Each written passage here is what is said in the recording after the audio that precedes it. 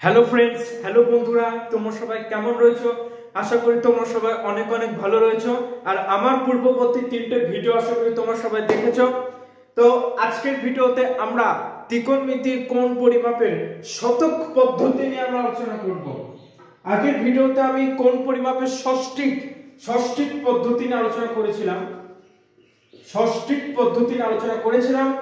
যার মেন প্রধান তিনটে ইউনিট ডিগ্রি, মিনিট, এটা সিম্বল, আর হচ্ছে সেকেন্ড। এই তিনটে মেন ইউনিট ছিল ষষ্ঠিক পদ্ধতিতে। আজকে আমরা ভিডিওতে আলোচনা করব কোণ পরিমাপের আরেকটা পদ্ধতি শতক পদ্ধতি নিয়ে আলোচনা করব, এবং এরপরে আমরা বৃত্তীয় পদ্ধতি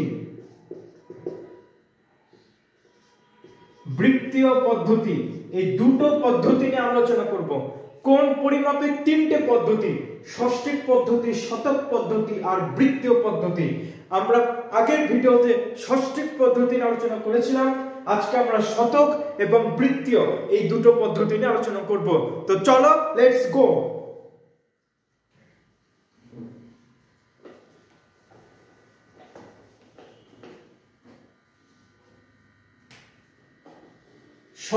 শতক পদ্ধতি, এটাকে ইংলিশে বলা হয় সেন্টেসিমাল সিস্টেম। এটাকে ইংলিশে বলা হয় সেন্টেসিমাল সিস্টেম বা শতক পদ্ধতি। ঠিক আছে। ষষ্ঠিক পদ্ধতিতে আমাদের মেন যে ইউনিটটা ছিল ডিগ্রি, আর এখানে শতক পদ্ধতিতে মেন যে ইউনিটটা হবে সেটা হচ্ছে গ্রেড।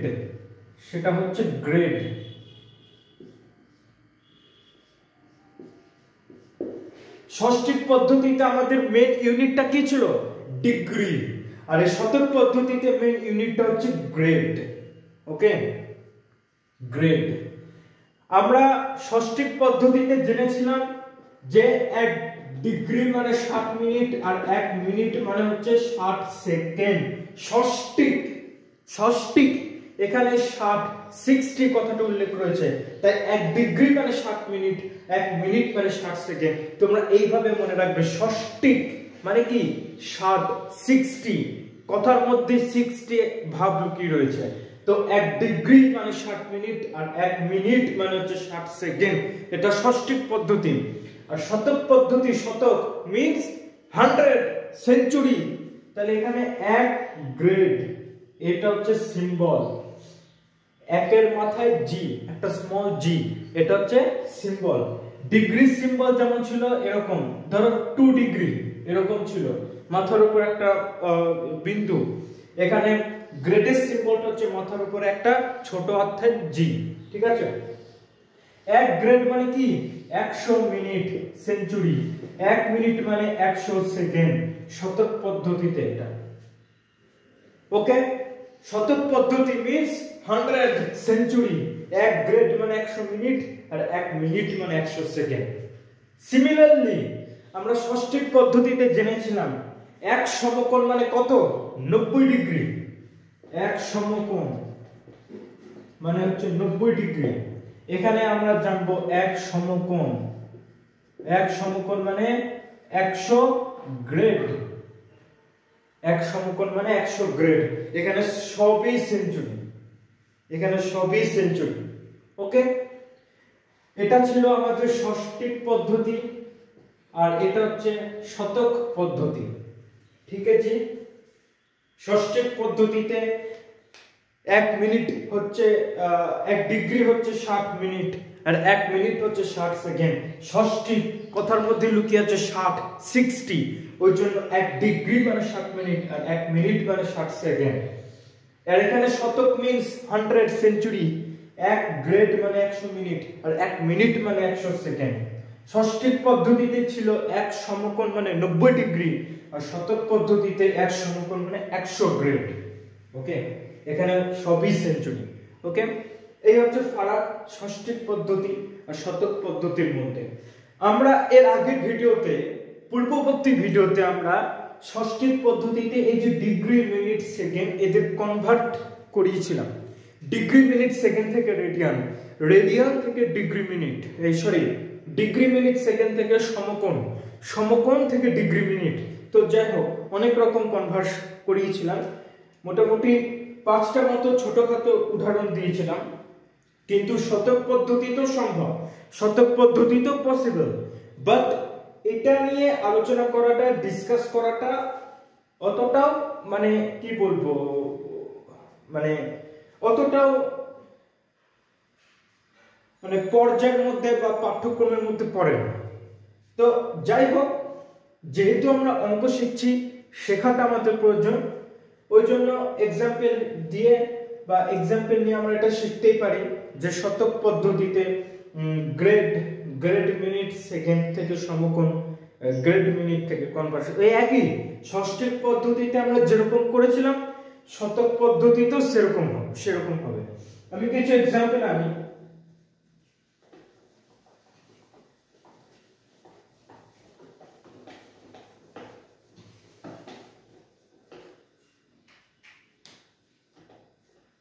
ধরো 20 grade 30, 20 grade 50 minute 50 second, 20 grade 50 minute 50 second, এটাকে আমাকে নিয়ে যেতে হবে কোথায়, সমকোণ।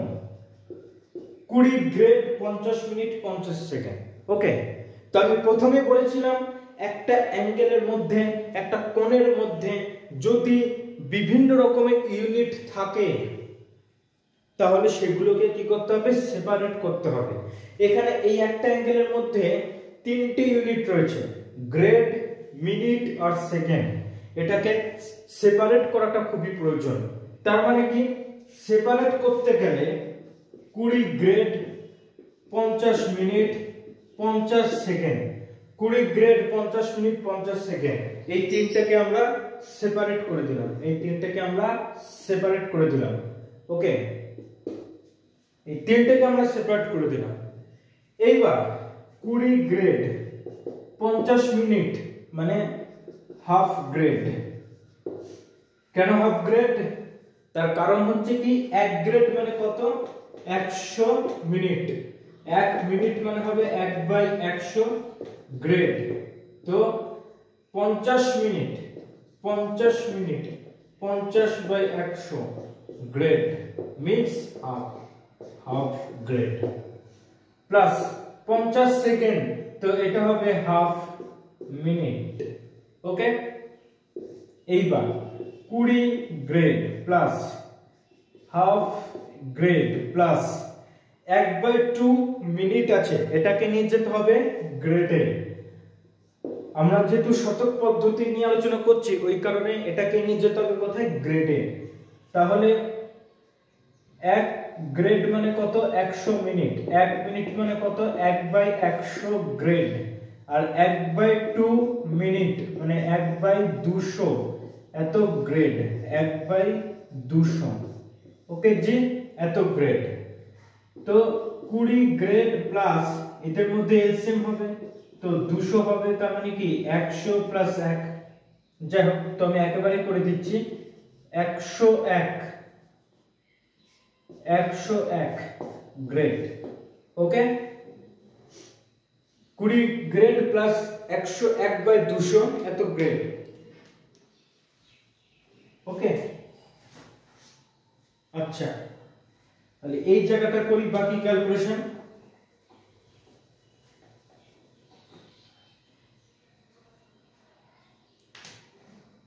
তাহলে 20, আচ্ছা 200 হবে লসাগু, ঠিক আছে, তাহলে 200 ইনটু 20 হবে 4000 প্লাস 101, এটা হচ্ছে গ্রেডে আছে, তাহলে 4101/200 এত হচ্ছে গ্রেড। এবার এটাকে কোথায় নিয়ে যেতে হবে, সমকোণে। এক সমকোণ মানে 100 গ্রেড আর 90 ডিগ্রি। ডিগ্রি যখন বলবো তখন এটা হবে ষষ্ঠিক পদ্ধতি, আর গ্রেড যখন বলবো তখন হবে এটা সেঞ্চুরিওয়ালা শতক পদ্ধতি, ঠিক আছে। 1 গ্রেড মানে হচ্ছে 1/100 সমকোণ, তার মানে এটা 100 দিয়ে ভাগ যাবে, 4101 200 ইনটু 100, এইটা হচ্ছে কিসে কনভার্ট হলো? সমকোণ, সমকোণে কনভার্ট হলো। ওকে, এবার এটা ক্যালকুলেশন করলে কত হবে? এটা 20,000, 4101 বাই 20,000, এত সমকোণ। ঠিক আছে,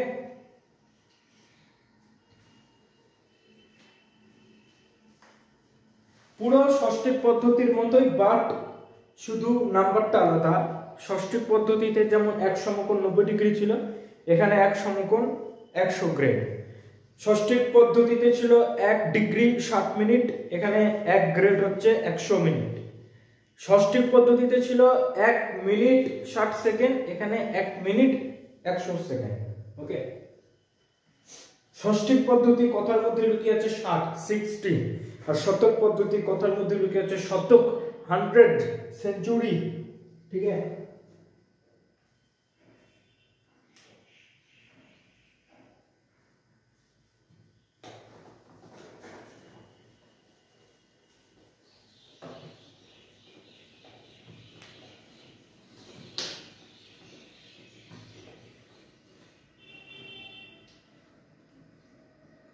আচ্ছা, নেক্সট আমাদের আলোচ্য বিষয় হচ্ছে এরপরে most interesting and most important যে পার্ট কোন পরিমাপের মধ্যে, সেটা হচ্ছে বৃত্তীয় পদ্ধতি। বৃত্তীয় পদ্ধতি মোস্ট ইন্টারেস্টিং এবং মোস্ট ইম্পর্টেন্ট পার্ট, বৃত্তীয় পদ্ধতি। ষষ্ঠিক পদ্ধতি, শতক পদ্ধতি এগুলো তো আছে, এগুলো হচ্ছে বেসিক। আর বৃত্তীয় পদ্ধতি এইটার ব্যবহার প্রচুর প্রচুর ব্যবহার। এটা ত্রিকোণমিতি, পুরো ত্রিকোণমিতি মানে ভর্তি থাকে এই সিস্টেমটা ইউজ করে। ঠিক আছে, মিন্স সার্কুলার সিস্টেম, বৃত্তীয় পদ্ধতি,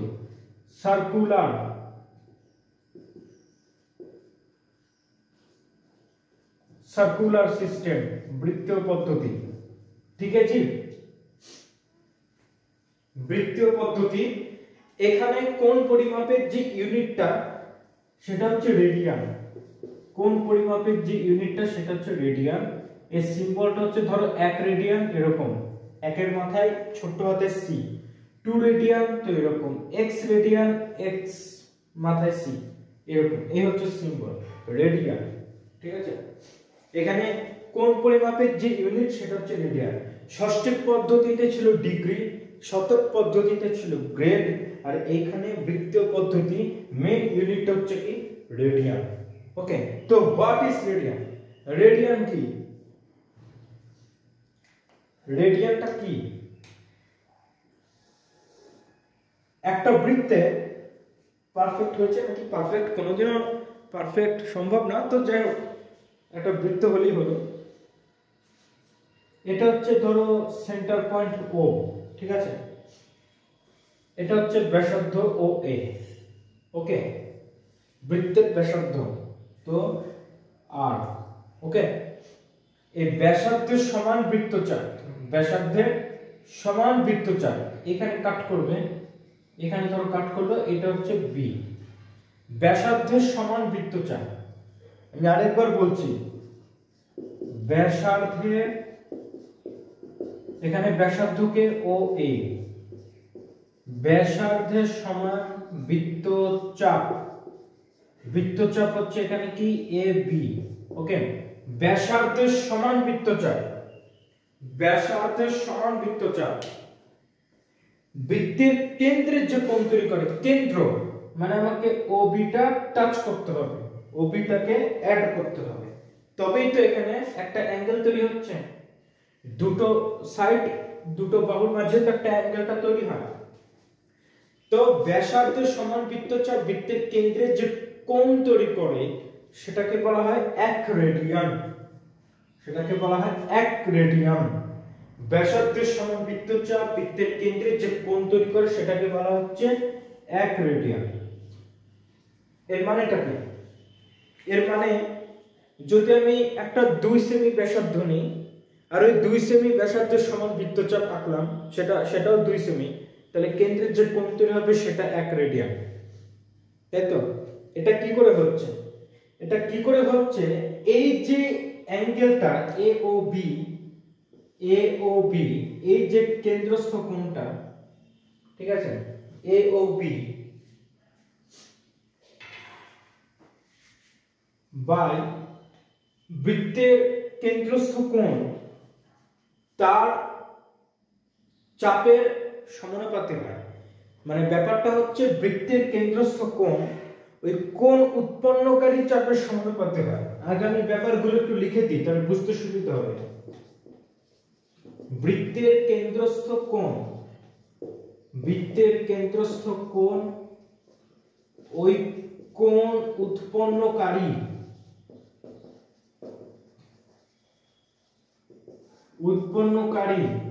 চাপের দৈর্ঘ্যের সমানুপাতি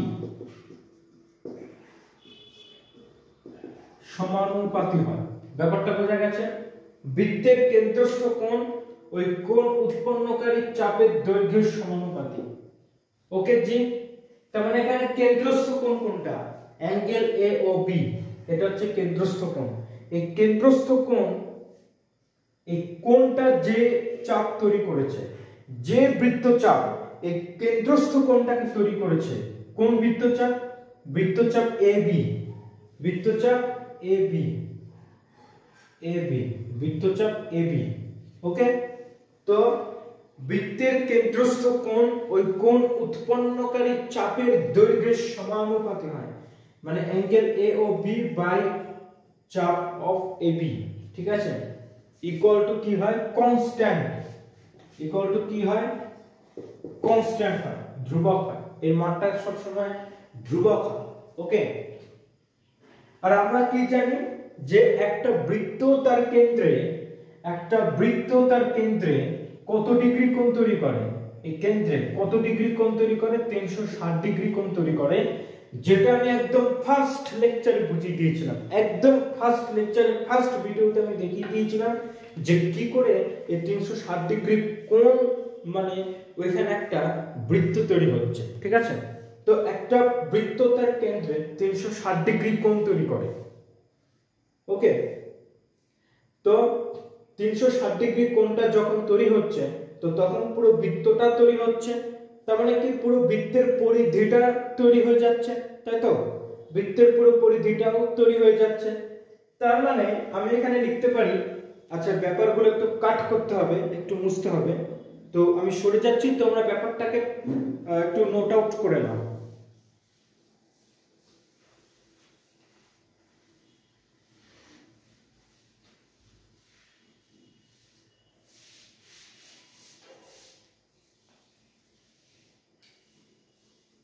আচ্ছা, এই ব্যাপারটা একটু মুছে দিচ্ছি, তাহলে একটু এরপরে ব্যাপারগুলো লিখতে সুবিধা হবে।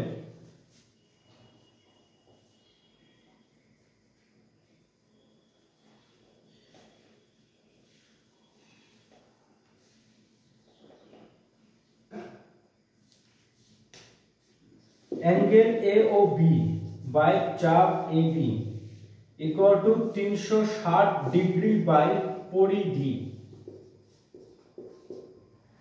ওকে,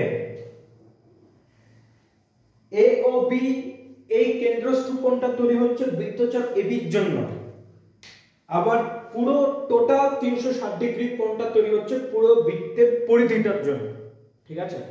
নিয়ে এই দুটো রেশিওটা হবে সমান। কেন সমান? কারণ এদের ইউনিটটা সমান। এখানে ডিগ্রি ডিগ্রি কেটে যাবে, পরিধি তো পরিধি মিটার সেন্টিমিটার যাই হোক, আর চাপেরও ইউনিট মিটার সেন্টিমিটার যাই হোক, এই দুটো ইউনিট কেটে গিয়ে এটা রেশিওটা সেম হবে। এই কারণে দুটো পরস্পর ইকুয়াল। ওকে, তো যাই হোক, আচ্ছা বৃত্তচাপ এ ও বি এটা কত? এটা হচ্ছে 1 রেডিয়ান। কেন 1 রেডিয়ান? কারণ এ ও বি যে কোণটা তৈরি হয়েছে সেটা হচ্ছে ব্যাসার্ধের সমান বৃত্তচাপ নিয়ে, ব্যাসার্ধের সমান বৃত্তচাপ নিয়ে। আর আমরা জানি যে বৃত্তের ব্যাসার্ধের সমান বৃত্তচাপ বৃত্তের কেন্দ্রে যে কোণ তৈরি করে তাকে বলা হচ্ছে 1 রেডিয়ান। ব্যাসার্ধের সমান বৃত্তচাপ বৃত্তের কেন্দ্রে যে কোণ তৈরি করছে তাকে বলা হচ্ছে 1 রেডিয়ান।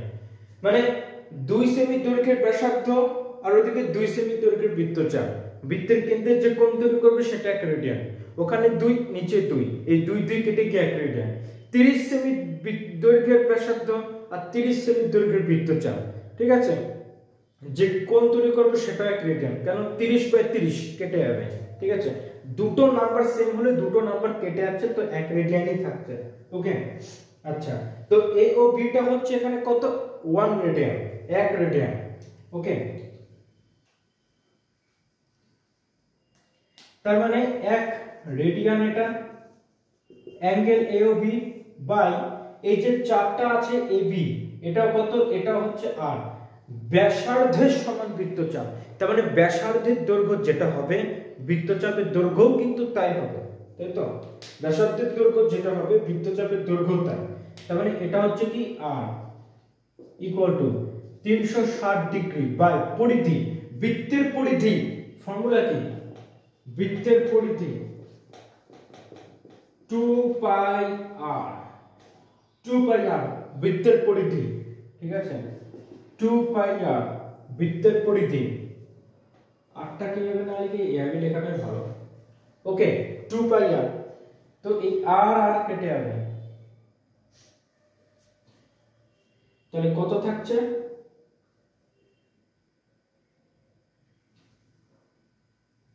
আর কেটে যাবে আর এই 2 এর সাথে এটা কেটে যাবে, তার মানে 1 রেডিয়ান 180 ডিগ্রি বাই পাই, ঠিক আছে। 180 ডিগ্রি 1 রেডিয়ান 180 ডিগ্রি মানে আমরা লিখতে পারি 2 সমকোণ, তাই তো।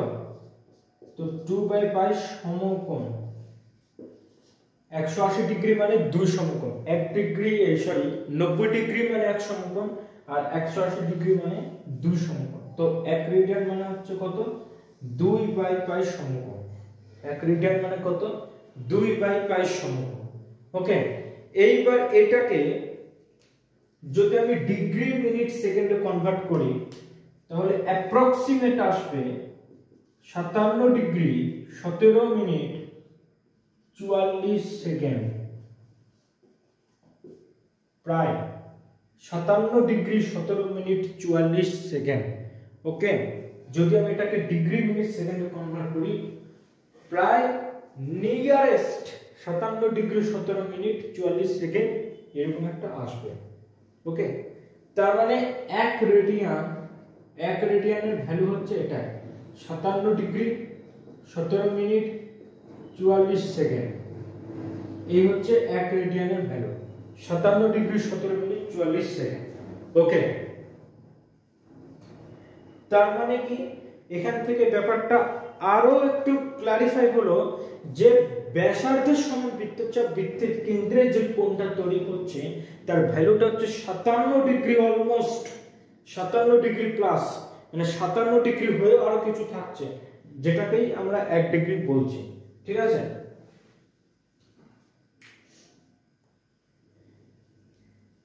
তার মানে 1 রেডিয়ানটা কি, 1 রেডিয়ানটা হচ্ছে একটা ধ্রুবক, একটা কনস্ট্যান্ট, মানে সব সময় এর মান এটাই 57 ডিগ্রি 17 মিনিট 44 সেকেন্ড।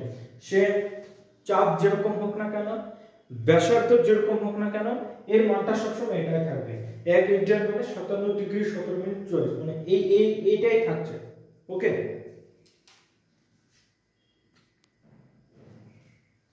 আচ্ছা,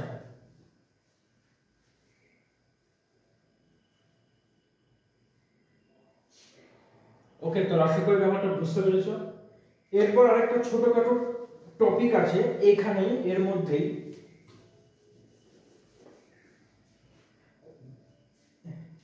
পরিধি। এই যে পরিধিটা, বৃত্তের পরিধি কত, 2 পাই r, আর বৃত্তের ব্যাস কত, 2r, ব্যাসার্ধ r, তো তার মানে ব্যাস কত হবে, 2r, ব্যাসার্ধের দ্বিগুণ।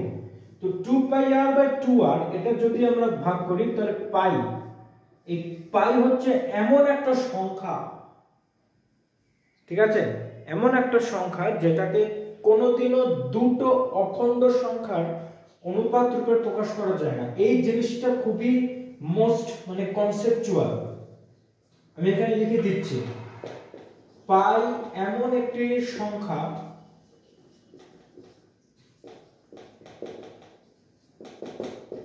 যাকে কখনো দুটি অখণ্ড সংখ্যার অনুপাতে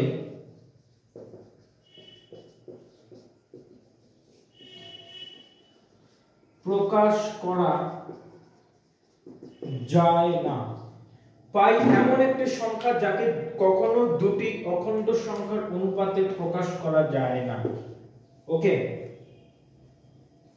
দুটি অখণ্ড সংখ্যা মিন্স অখণ্ড সংখ্যা মানে কি? অখণ্ড সংখ্যা মানে হচ্ছে 0 1 2 3 4 5 6 এরকম চলতে থাকছে ইনফিনিটি তক। ঠিক আছে, আমরা জানি যে 1 2 3 4 5 6 এগুলো সব হচ্ছে ন্যাচারাল নাম্বার, স্বাভাবিক সংখ্যা। বাট এর সঙ্গে এই ন্যাচারাল নাম্বারের যে গ্রুপটা রয়েছে মানে 1 2 3 4 5, ঠিক আছে, 6 7, মানে এর তো কোনো শেষ নেই, কোনো লিমিট নেই। তো এই ন্যাচারাল নাম্বারের গ্রুপের মধ্যে আমি যদি জিরোটাকে পুট করে দিই, জিরোটাকে যদি আমি রেখে দিই, তাহলে এই পুরো যে নাম্বার গ্রুপটা বেরোবে সেটা হচ্ছে অখণ্ড সংখ্যার গ্রুপ। সেই মানে দলটাকেই বলা হচ্ছে অখণ্ড সংখ্যার দল। ঠিক আছে, তো পাই এমন একটি সংখ্যা যাকে কখনো দুটি অখণ্ড সংখ্যার অনুপাতে প্রকাশ করা যায় না। ওকে জি, পাই মানে এটাকে বলা হয় একটা অমেয় সংখ্যা। ঠিক আছে, দুটি অখণ্ড সংখ্যার অনুপাতে যেহেতু প্রকাশ করা যায় না, তার মানে এটাকে বলা হয় অমেয় সংখ্যা। অমেয় সংখ্যা, ঠিক আছে, যেহেতু দুটো অখণ্ড সংখ্যার অনুপাতে প্রকাশ করা যাচ্ছে না, এই জন্য এটাকে বলা হচ্ছে কি অমেয় সংখ্যা। পাই একটি অমেয় সংখ্যা। ঠিক আছে, এবার এইখানে একটু ব্যাপার রয়েছে। পাই এর একটা ভ্যালু রয়েছে, এর একটা ভ্যালু রয়েছে। বৃত্তের পরিধি যাই হোক আর ব্যাসার্ধ আর হচ্ছে ব্যাস, বৃত্তের পরিধির মান যাই হোক না কেন আর ব্যাসেও যাই হোক না কেন, পরিধি আর ব্যাসের অনুপাত করলে সবসময় যে নাম্বারটা বেরোবে, একটু মন দিয়ে শুনবে, পরিধি আর ব্যাসের যদি আমরা রেশিও করি, যদি আমরা অনুপাত করি, তাহলে এই দুটো মানে রেশিও করলে ভাগ করার পরে এমন একটা নাম্বার বেরোবে সব সময় যেটা 3-এর থেকে বেশি, যেটা 3-এর থেকে সামান্য বেশি, যেটা 3-এর থেকে সামান্য বেশি, গ্রেটার দ্যান পাই, সরি গ্রেটার দ্যান, ভুল বলছি, গ্রেটার দ্যান 3-এর থেকে সামান্য বেশি। বৃত্তের পরিধি আর ব্যাস এই দুটো যদি আমি ভাগ করি, এই দুটো আমি যদি রেশিও করি, তাহলে এমন একটা সংখ্যা বেরোবে যার ভ্যালু সবসময় 3-এর থেকে সামান্য বেশি, সবসময় 3-এর থেকে সামান্য বেশি। এটাকেই বলা হচ্ছে পাই। এবং এর একটা নির্দিষ্ট মান রয়েছে, এর একটা নির্দিষ্ট মান রয়েছে। পাই হচ্ছে 3.14128 এরকম চলতে থাকছে, এরকম চলতে থাকছে। এর কোনো নির্দিষ্ট শেষ নেই, কোনো সীমানা নেই, কোনো লিমিট নেই, কিচ্ছু নেই, মানে এর মান চলতে থাকছে। যে 3 পয়েন্ট শুরু হলো, যে পয়েন্টটা শুরু হলো তারপরে এর কোনো লিমিট নেই, লিমিটলেস, চলতেই থাকছে, চলতেই থাকছে, চলতেই থাকছে, এর কোনো শেষ নেই। মানে এটাকে তোমরা বলতে পারো অমূলদ সংখ্যা। ঠিক আছে, এটা হচ্ছে পাই। এইবার ইন্টারেস্টিং ব্যাপারটা হচ্ছে অঙ্ক করার সময় কিছু কিছু বড় বড় অঙ্কের প্রবলেম সলভ করার জন্য সবসময় তো পাইয়ের এই ভ্যালুটাকে ইউজ করা হবে না, তাহলে ব্যাপারটা আরো জটিল থেকে জটিলতর হয়ে যাবে। ওই জন্য এইটার জায়গায় এই 3.141 যে আমি যে ভ্যালুটা বললাম, এটার জায়গায় সবসময় ইউজ করা হয় pi equal to 22/7। Pi equal to 22/7 এই ভ্যালুটা ইউজ করা হয়। এবার দেখো আমি কিন্তু এখানে ইকুয়াল টু লিখিনি, ইকুয়াল টু লিখিনি, এই যে সিম্বলটা, এই যে সিম্বলটা, এটা মানে বোঝা হয় নিয়ার টু। এই সিম্বলটা মানে হচ্ছে নিয়ার টু, মানে কাছাকাছি। It is not equal. Equal মানে পুরোপুরি সমান, কিন্তু এটা ইকুয়াল না, এটা হচ্ছে নিয়ার টু, মানে কাছাকাছি, খুব কাছাকাছি। ঠিক আছে, অঙ্ক করার সময় বেশ কিছু জটিল অঙ্ক থাকে যেখানে মানে সলভ করার জন্য পাইয়ের এই মানের পরিবর্তে 22/7 এই মানটাকে ইউজ করা হয়। বাট তাই বলে এটা না যে পাইয়ের মান 22/7। যদি কখনো কোশ্চেন করা হয় যে পাইয়ের মান কি, এর অ্যানসার কিন্তু 22/7 হবে না, এর অ্যানসার হবে 3.14128, যেটার কোনো লিমিট নেই। এইটাই হচ্ছে অ্যানসার।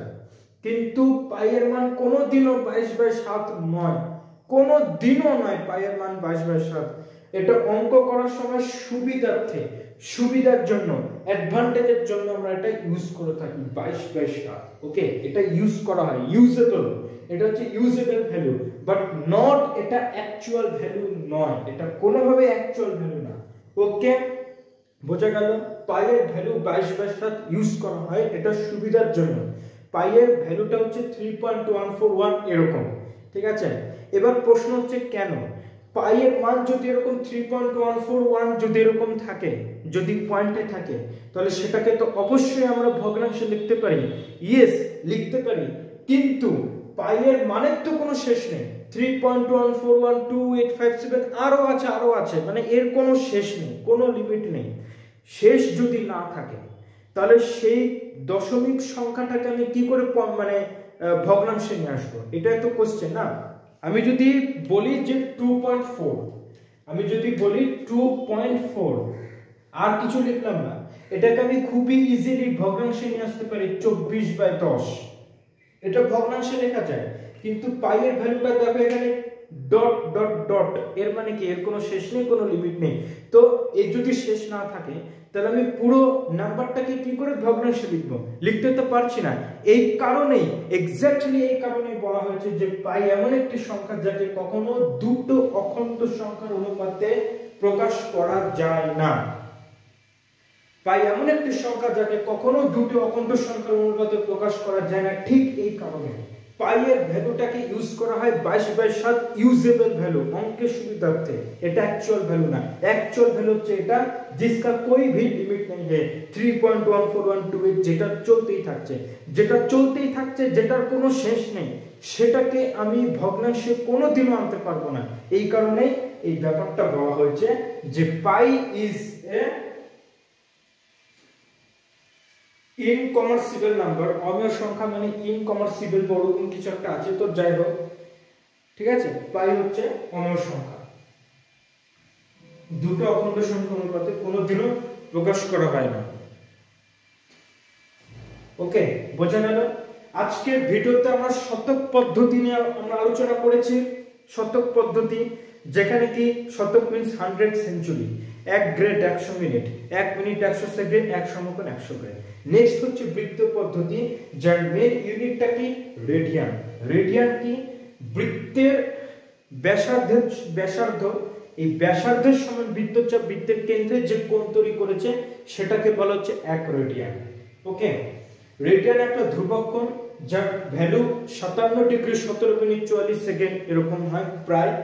তারপরে আমরা পাই নিয়ে পুরো ব্যাপারটা আমরা ডিসকাশন করলাম, ঠিক আছে? আশা করি আজকের টপিকটা তোমরা ভালোভাবে বুঝতে পেরেছো। যদি বুঝে থাকো তাহলে তোমরা ভিডিওটা তোমাদের বন্ধুদের মধ্যে শেয়ার করে দিও, আর লাইক, কমেন্ট এবং সাবস্ক্রাইব করে আমাদের পরিবারের সদস্য হয়ে পাশে থাকো। তোমাদের সাথে আবার পরবর্তী ভিডিওতে এর পরের টপিকটা নিয়ে আমরা আলোচনা করব। ওকে, বাই।